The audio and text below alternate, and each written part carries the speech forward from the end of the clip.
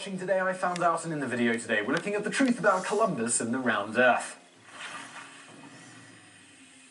In 1492, Columbus sailed the ocean blue, with a whole lot of maps and information about the very round Earth. Contrary to popular belief, not only did Columbus realize the world was round, so did his contemporaries. In fact, it was so well accepted that daring seafarers had been exploring the Atlantic for hundreds of years before Columbus's time. Without a doubt, men of the early Renaissance knew the world was round, and that the Nina, the Pinta, and the Santa Maria were in no danger of sailing over the edge of the world. The ancients were well aware that the world was a sphere. Pythagoras, from the 6th century BC, is generally credited with having first suggested a round Earth. Aristotle, from the 4th century BC, agreed and supported the theory with observations such as that the southern constellations rise higher in the sky when a person travels further south. He also noted that during a lunar eclipse, the Earth's shadow is round. Eratosthenes, from the 3rd century BC, head librarian at the Library of Alexandria, built on their ideas and calculated the circumference of the Earth with remarkable accuracy at around 252,000 stadia. Depending on which stadion measurement he was using, his figure was either just 1% too small or 16% too large, with many scholars thinking it was likely he was using the Egyptian stadion of 157.5 meters, being in Egypt at the time, which would make his estimate about 1% too small. Pretty remarkable for the time. Later, the Roman Ptolemy added to the collective wisdom. He observed that as a man approached a far-off mountain, it appeared to grow out of the ground, a clear indication of a curved surface. He later devised the forerunner of modern-day longitude and latitude, including measuring what we now call latitude from the equator. In Christian medieval Europe, Bede, from the 7th century CE, a scholar and a Catholic monk, produced an influential treatise that included a discussion of the spherical nature of the world. The work, The Reckoning of Time, was copied and distributed to clerics across the Carolingian Empire. Later, in the 1300s, Dante Alighieri's Divine Comedy also describes the Earth as a sphere. The Catholics, they weren't the only religious sect that thought that the world was round. The Islamic world is known to have consistently maintained the scientific knowledge of the Greeks and Romans, preserving the works of Aristotle and Ptolemy, among others. They were well aware that the Earth was round, having calculated with relatively good precision its circumference in the early 9th century. As historian Geoffrey Burton Russell stated, "With extraordinary few exceptions, no educated person in the history of Western civilization from the 3rd century BC onward believed that the Earth was flat.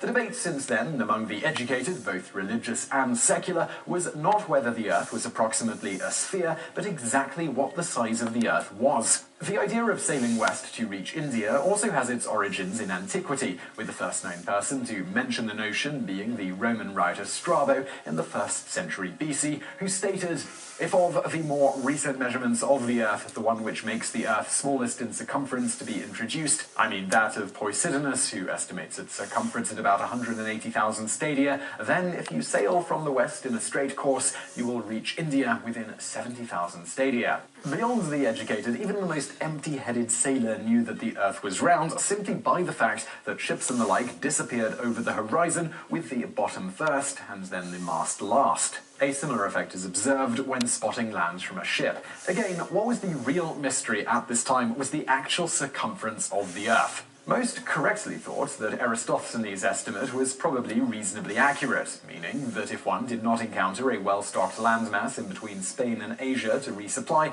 Columbus's expedition would end in failure, with the crew dying of thirst or starvation. In fact, this would have happened if not for Columbus encountering the Caribbean islands around where he expected to encounter his destination.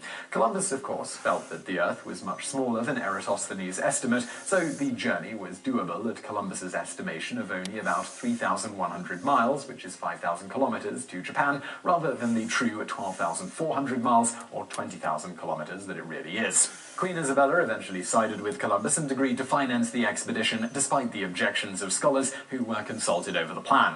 Now, as to how the myth that people during medieval times thought the Earth was flat came about, this is up for debate. The idea seems to have first popped up in the 17th century and appears to have been, at least in part, put forth by secular scientists railing against the ignorance and misguided notions of religious groups, specifically Catholics. They claimed that these people in medieval times believed that the world was flat. Their belief in this lacks any evidence, and in fact there's quite a lot of evidence to the contrary, as we previously mentioned. The myth gained significant traction in the 19th century with various works such as Andrew Dixon White's History of the Warfare of Science with Theology. The Columbus flat earth myth itself was widely popularized by Washington Irving's The Life and Voyages of Christopher Columbus, which was in numerous places largely fiction, though presented as fact and a scholarly work. In his accounts, Irving claims that it was Columbus's voyage that proved to the world that the Earth was round, going so far as to explicitly state that one of the objections to Columbus's voyage was that a round Earth wasn't scriptural, so the voyage was doomed to fail when Columbus encountered the edge of the world. In fact, there is no such record of any such objection to Columbus's expedition, with the primary documented objections having to do with the length of the journey. Irving's fanciful tale is simply in line with the warfare of science with theology viewpoint, which, at least in terms of the flat Earth versus spherical Earth issue, historically wasn't ever a sticking point, as has been so often claimed from the 17th century on. However, around the mid-20s, most scholars stopped believing this myth. One of the only Christian works that seems to put forward the notion of a flat Earth was written by an Egyptian monk in the 6th century AD. This book was called Christian Topography. On the whole, though, evidence seems to indicate this work wasn't very influential, as you might expect, given that most educated Christians were well aware of the mountain of evidence that the world was a sphere. That being said, Christian Topography was often cited as support for the notion that Christians thought the world was flat until recently, with these authors casually ignoring all of the evidence to the contrary. So I really hope you enjoyed that video. If you did, please do hit that thumbs up button below, and don't forget to subscribe for brand new videos just like this every day of the week. Also, if you'd like to read something related to this topic, we do recommend the book 1491, New Revelations of the Americas Before Columbus. It's a good read. You can find a link to it in the description below. Also, I'd like to take this moment to thank our patrons on Patreon. If you're interested in helping us out with a small monthly contribution,